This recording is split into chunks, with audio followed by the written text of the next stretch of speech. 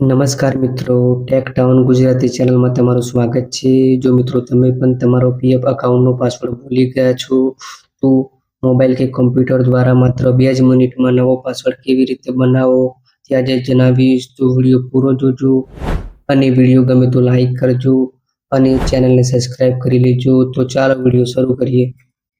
તો સૌથી પહેલાં તમારે જવાનું છે ગૂગલ ક્રોમમાં અને ત્યાં જઈને તમારે ટાઈપ કરવાનું છે UAN. ત્યારબાદ તમારે મેમ્બર હોમ પેજ ઉપર તમારે ક્લિક કરવાનું છે. જેવું તમે ક્લિક કરશો એટલે EPFOની સાઇટ ઓપન થઈ જશે.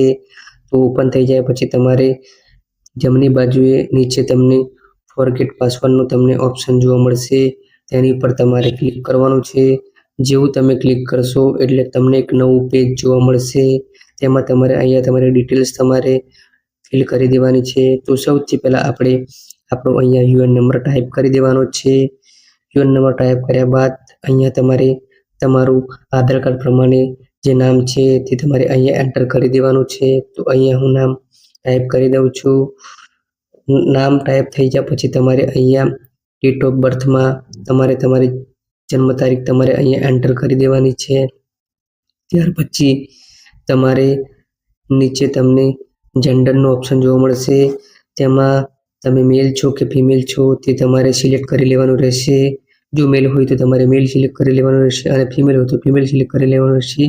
ત્યારબાદ તમારો મોબાઈલ નંબર તમારે અહીંયા ટાઈપ કરી દેવાનો છે. મોબાઈલ નંબર તમે ટાઈપ કરશો એટલે નીચે તમને ચેક્સ બોક્સ ઉપર તમારે ક્લિક કરવાનું છે. ક્લિક કર્યા પછી નીચે તમને કેપ્ચા કોડનો ઓપ્શન દેખાશે. તે કેપ્ચા કોડનો ઓપ્શન તમારે અહીંયા કેપ્ચા કોડ ટાઈપ કરી દેવાનું છે. ત્યાર ગેટ ઓથોરાઇઝ પિન ઉપર તમારે ક્લિક કરવાનું છે.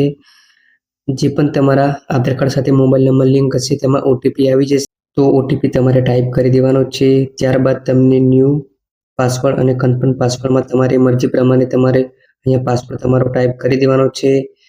પાસવર્ડ તમારે ટાઈપ થઈ જાય ત્યારે તમને વેરીફાઈ ઉપર તમારે ક્લિક કરવાનું છે. જેવું તમે વેરીફાઈ ઉપર ક્લિક કરશો એટલે સક્સેસફુલી તમારો પાસવર્ડ ચેન્જ થઈ જશે. તો મિત્રો આ રીતે તમે નવી પ્રોસેસથી ખૂબ જ સરળતાથી તમારો યુએન પાસવર્ડ રીસેટ કરી શકો છો. હવે તમે આજ નવા પાસવર્ડથી લોગિન કરીને તમારું પીએફ બેલેન્સ ચેક કરી શકો છો અને એડવાન્સ ફોર્મ પણ ભરી શકો છો. તો તમને પાસવર્ડ બદલવામાં કોઈ પણ પ્રોબ્લેમ આવે તો નીચે કમેન્ટ બોક્સમાં મને જરૂર પૂછજો. હું તમને ચોક્કસ મદદ કરીશ. અને વિડીયો ગમ્યો હોય તો લાઈક કરજો અને તમારી પોતાની ચેનલ ટેક ટાઉન ગુજરાતીને સબસ્ક્રાઇબ કરવાનું ભૂલતા નહીં. તો મળીએ એક નવા વિડીયોમાં.